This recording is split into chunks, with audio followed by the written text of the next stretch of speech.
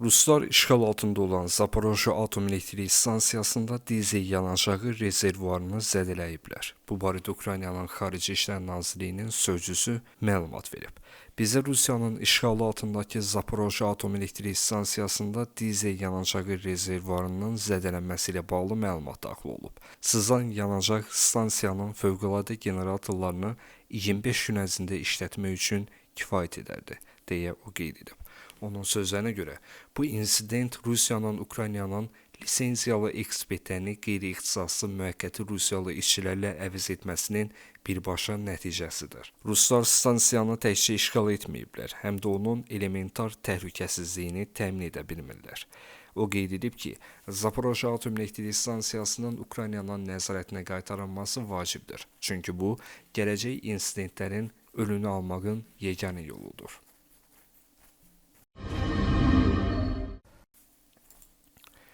Ukrayna sülh danışıqları nəticəsində Şimali Atlantik Alyansına üzvlük əldə etməyəcək. Lakin bu, onun gələcəkdə NATO-ya üzv ola bilməyəcəyi anlamına gəlmir. Bunu Alyansın baş katibi Mark Rutte deyib. Onun sözlərinə görə, Vaşinqtonda keçirilən son sammit Ukraynanın NATO'ya doğru geri dönməz yolunu təsdiqləyib. Biz heç vaxt Ukraynaya sülh danışıqları kontekstində NATO'ya üzv olacağına söz verməmişik.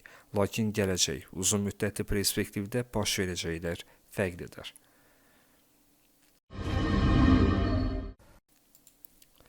Ermənistanın baş naziri Nikol Paşinyan canlı efirdə Qarabağla bağlı debatların keçiriləcəyi təqdirdə Ermənistanın keçmiş prezidentlərini divara dirəməklə hədələyib. Paşinyan bunu parlamentdə hökumət saatında deyib.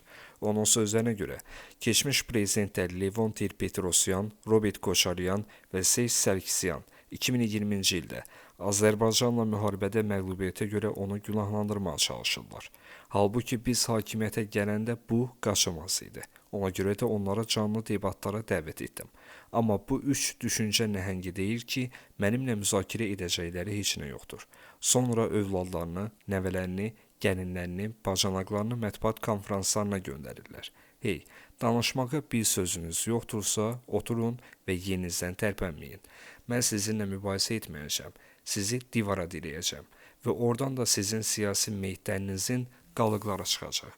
Hər üçünə aiddir. Əsəblərimlə oynamayın. Mən sizi tapdayacam və heç bir müzakirə olmayacaq.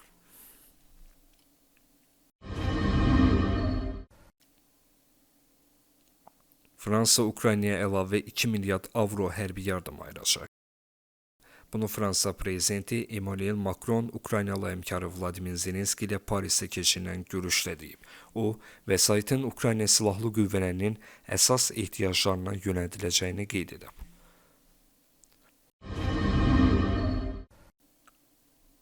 Avropa ölkələri Ukraynaya qoşun göndərmək yerinə Kiyevi dəstəkləmək üçün alternativ variantlara üstünlük verməyə başlayır. Bu barədə Reuters mənbələrə istinadən məlumat yayıb.